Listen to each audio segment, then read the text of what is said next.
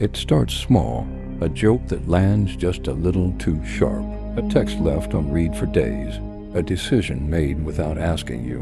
No shouting, no dramatic betrayal, just a subtle shift in tone. You feel it in your gut first, a cold, sinking weight, but you swallow it. You smile. You tell yourself you're taking the high road. You tell yourself it's not worth the tension. You tell yourself you're above it, but you're not above it. You're absorbing it. And here is the truth most people never say out loud. Disrespect is not an event. It is a process. It is a test. And every time you stay silent when you shouldn't, every time you laugh it off, every time you apologize for something that wasn't your fault, you are not being kind. You are signing a contract that says, my dignity is negotiable, my time is cheap, my boundaries are flexible. You can step on me without consequence. And the world reads contracts very carefully. Centuries ago, Niccolò Machiavelli understood something brutal about human nature. In The Prince, he did not write for people who wanted to be liked.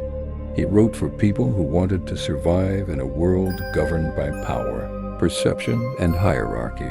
He knew that the moment you are perceived as weak, you are already conquered. Not physically, psychologically, and psychological conquest always begins quietly. Disrespect rarely announces itself. It does not come with drums and trumpets.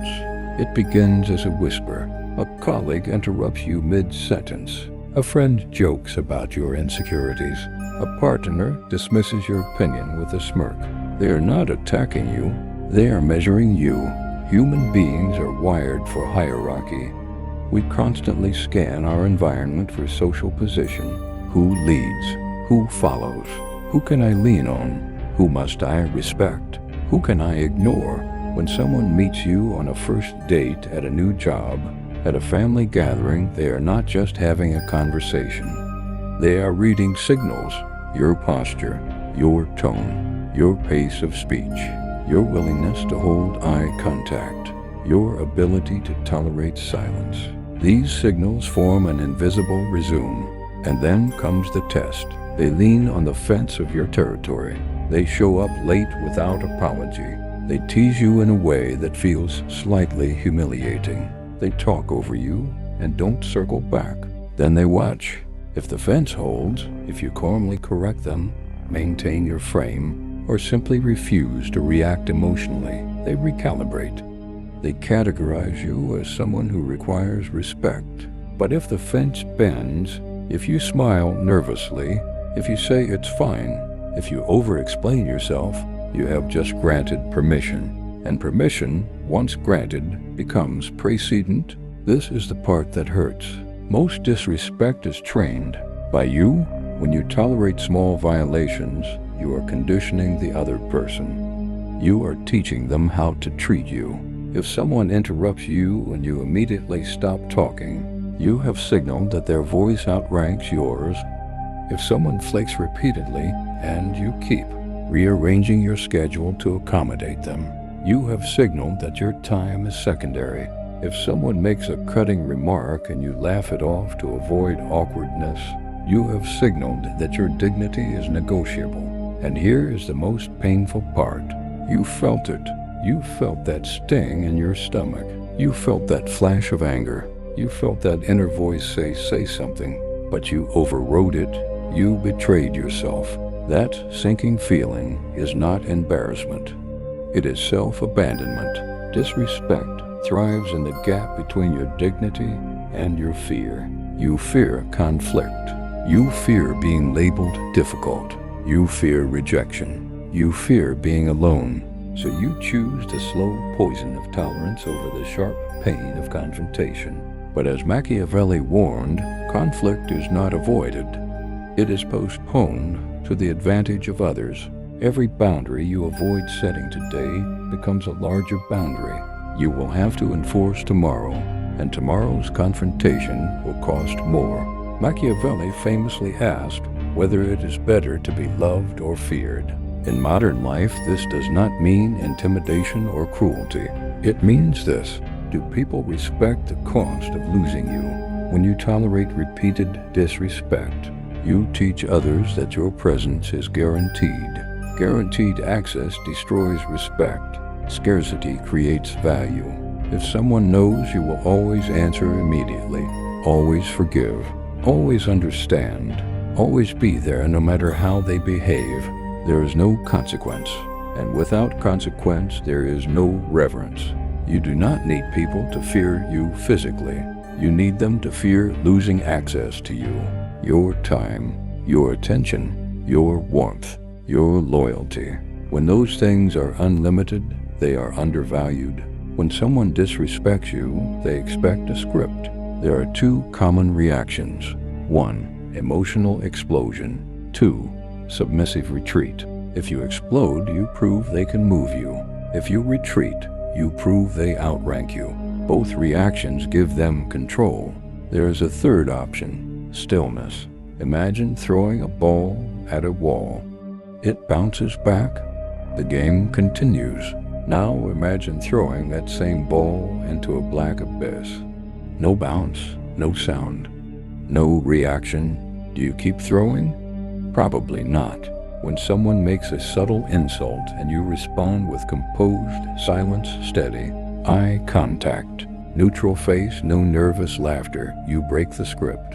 You allow their words to hang in the air. Silence is a mirror. In that silence, they hear their own pettiness. They often rush to repair. I was just joking. Why are you so serious? I didn't mean it like that. They are scrambling because you did not reward the disrespect with emotion. You became the void, and the void unsettles people. This is not passivity. It is strategic restraint. Energy is currency. Attention is currency. Why would you pay someone who just attempted to diminish you?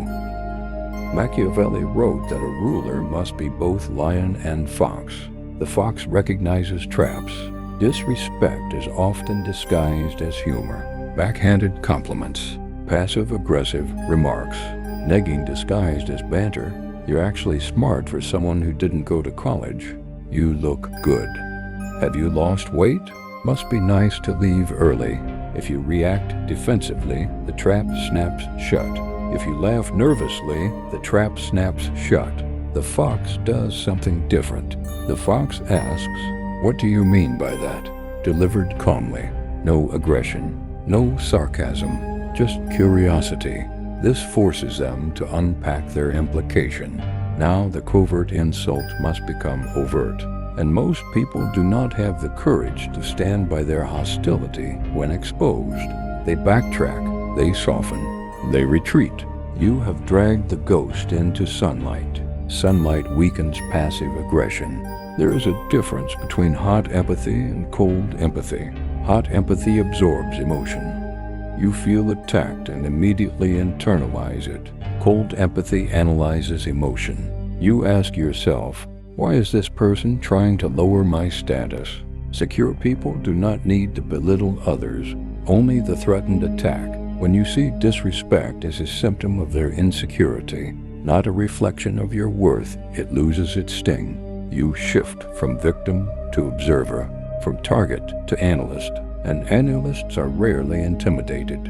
Silence handles occasional disrespect, but repeated patterns require action, not speeches. Not emotional paragraphs, action. If someone constantly interrupts you, stop rewarding them with your engagement. Finish your sentence calmly. If they continue, withdraw attention. If a friend repeatedly flakes, stop inviting them. If a partner dismisses your feelings repeatedly, reduce access to your emotional depth, not as punishment, as consequence. Machiavelli wrote that men should be either well-treated or crushed.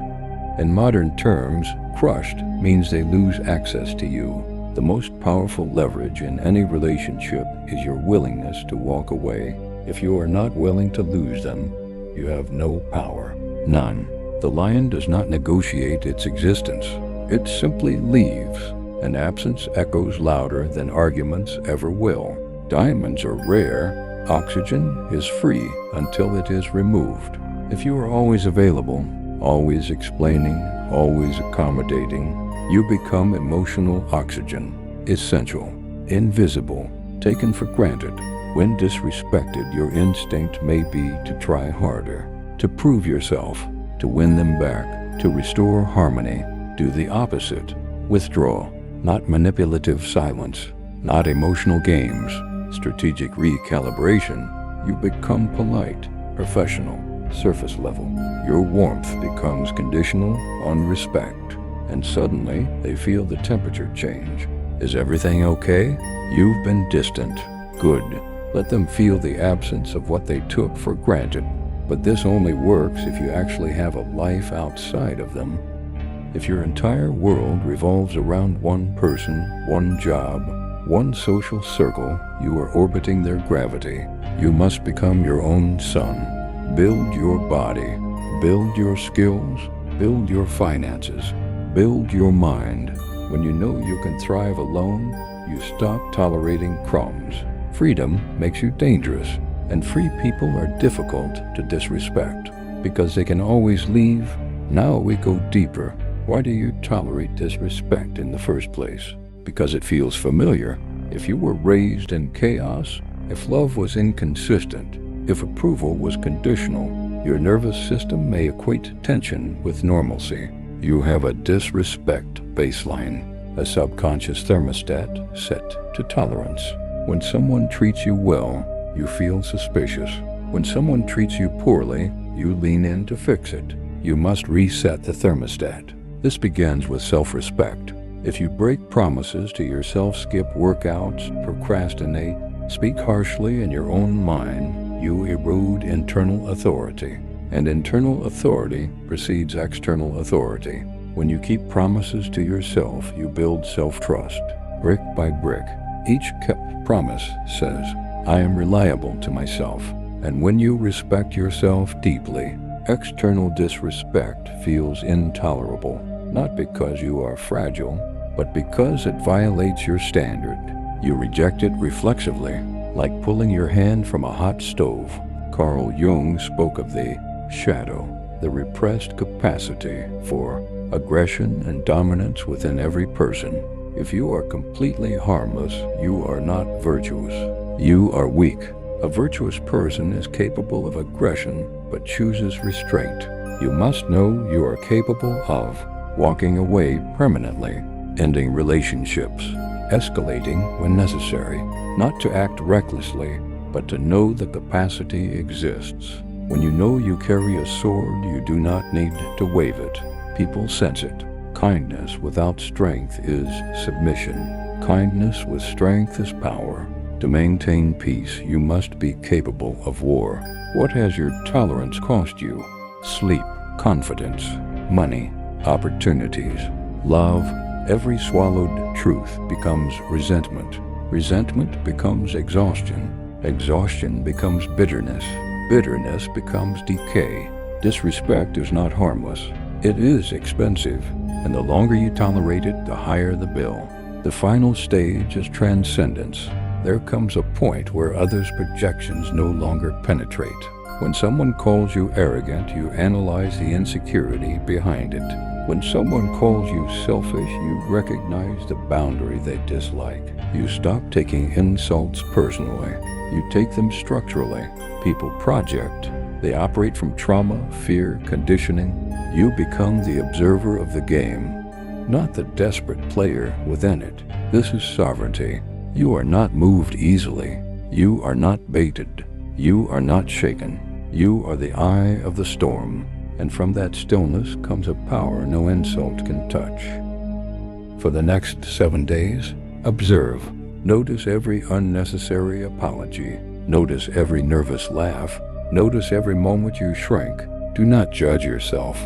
Just see it. Then choose one moment, one small boundary, where you would normally fold. And hold. Hold the silence. Hold the gaze. Hold the line. Your heart will race. Do it anyway. Courage is not the absence of fear. It is action despite it. Every time you defend your dignity calmly, you rewrite your identity. You stop being the background character. You become the author. As Machiavelli wrote, everyone sees what you appear to be, but few experience what you really are. Let them experience it, not through noise, through presence. Disrespect is a question. Are you weak? Your answer should not be shouted. It should be embodied in your posture, in your standards, in your silence, in your absence. The world adjusts to strength. It always has. And once you internalize this, you will realize something profound. You do not demand respect. You become the kind of person for whom disrespect is too expensive to attempt. That is power. The subtle joke, the interruption, the late reply, the "I was just kidding." Now we go deeper, because once you understand that disrespect is a probe, the real question becomes, what are they trying to control? Power is rarely about aggression. It is about emotional leverage. Centuries ago, Niccolò Machiavelli wrote in The Prince that men are driven by ambition, fear, and self-interest. He wasn't writing about kings alone. He was describing human nature, and human nature has not evolved as much as we pretend. Every interaction contains a silent negotiation. Who adjusts? Who apologizes? Who explains? Who holds the frame? The person who adjusts the most loses power. A frame is the invisible reality someone tries to impose on a situation. If someone says, "Why are you so sensitive?" they are attempting to define the situation. Now the frame becomes, you are the problem. If you rush to defend yourself, you have stepped inside their frame. And once you are inside someone else's frame, you are reacting, not leading. Power belongs to the one who defines reality. If someone says, "You're overthinking," instead of defending, you respond calmly, "No, I'm observing." Now you have reframed the situation. You did not attack. You did not justify. You repositioned. This is psychological judo. Most people crumble because they feel pressure to explain themselves. But explanation signals insecurity. Calm assertion signals authority. You don't argue the frame. You replace it. Disrespect is often designed to provoke emotion. Why? Because emotional people are predictable. If someone knows how to make you angry, they control your nervous system.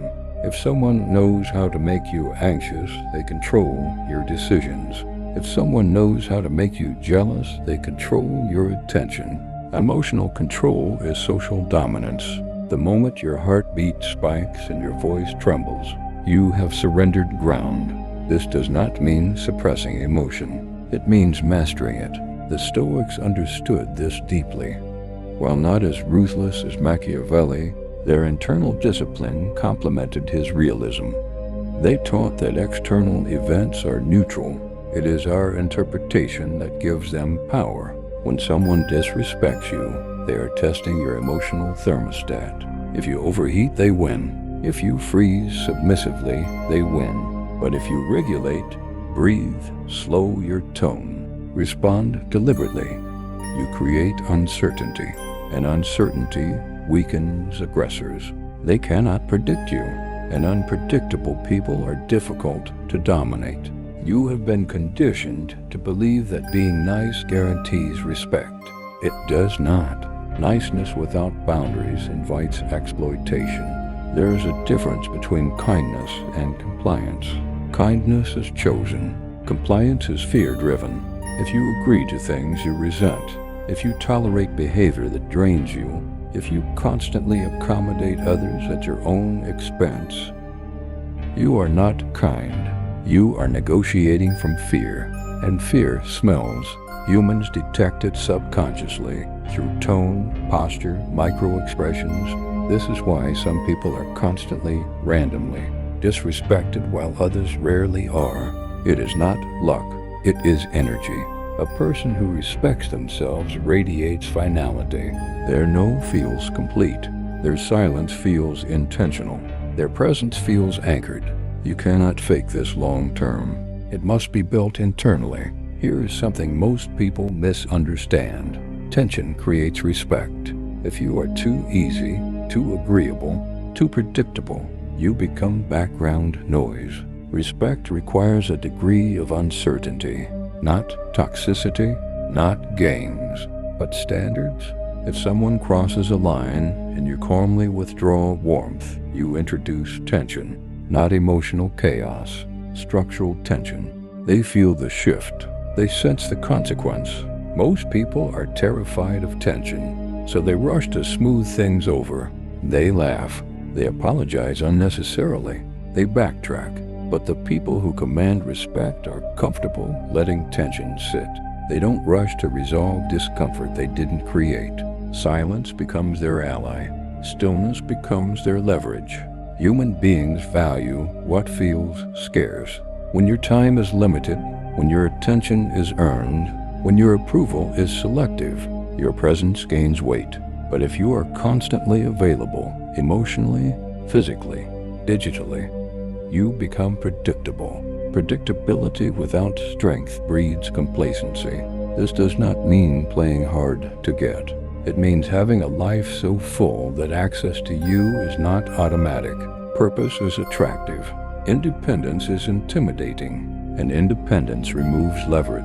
When someone senses that you are fully capable of walking away, their behavior shifts because now the cost of disrespect is real. Not dramatic, not loud, but real. Psychologist Carl Jung spoke about the shadow, the repressed, darker side of the psyche. If you deny your capacity for aggression, it leaks out unconsciously. Passive aggression, resentment, sarcasm, bitterness. But if you integrate it, if you accept that you are capable of confrontation, detachment, even ending relationships, you become calmer. Because now your strength is conscious. A harmless person is easily manipulated. A person capable of harm but choosing restraint is respected. This does not mean becoming cruel. It means understanding that peace is preserved by strength, not weakness. The lion is calm because it knows it can fight. The sheep is calm because it has no choice. Which one are you?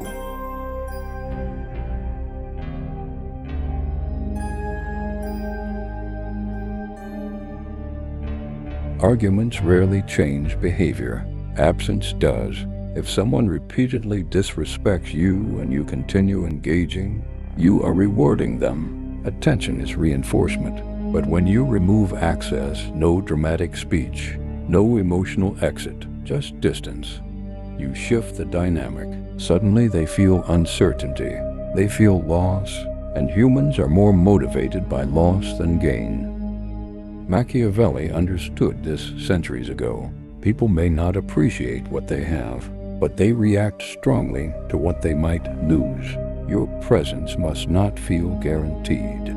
It must feel chosen. External respect mirrors internal authority. If you doubt yourself constantly, if you second-guess every decision, if you seek validation before acting, you weaken your psychological frame. Authority begins with self-trust.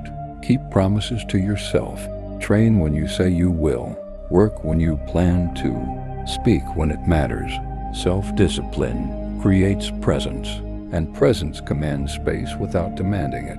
The strongest person in the room is often the quietest, not because they lack words, but because they don't need approval.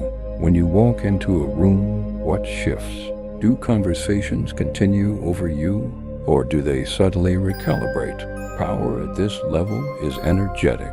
It is posture, breathing, eye contact, pacing. A rushed person signals low leverage. A grounded person signals optionality. Optionality is power. When you move slowly, not lazily, but deliberately, you communicate that you are not chasing approval. When you hold eye contact half a second longer than average, you create psychological weight. When you pause before responding, you train people to value your words. Silence used correctly is dominance without aggression. Most people enter rooms trying to be seen. The powerful enter observing. Observation gives data. Who seeks attention? Who interrupts? Who defers? Who performs? The one who gathers information before engaging holds the strategic advantage. This is what separated rulers from pawns in the philosophy of Niccolò Machiavelli. In The Prince, he emphasized understanding human motivations before making moves. Impulsive reactions weaken positioning. Calibrated responses elevated. When you speak less, people project more onto you. Mystery creates perceived depth, and perceived depth creates authority. At lower levels, people display emotion to influence. At higher levels, emotion is contained, not suppressed, but directed. If you are excited, you do not erupt. If you are angry, you do not explode. You channel. The psychologist Carl Jung described the integration of the shadow, the acceptance of one's darker capacities. When you know you are capable of confrontation, you no longer need to advertise it. Your restraint feels intentional, and intentional restraint feels powerful. The room senses it, predators sense it, opportunists sense it, and they adjust. Most available, they are selectively accessible. You do not answer every call immediately. You do not react to every provocation. You do not attend every invitation. Scarcity reinforces value. When your time feels earned rather than automatic, your presence gains weight. Distance also clarifies dynamics. If your absence creates peace, that tells you something. If your absence creates pursuit, that tells you something else. Either way, you gain information, and information is leverage. Authority is not volume, it is certainty. When you give instructions, they are concise. When you disagree, it is brief. When you decline, it is complete.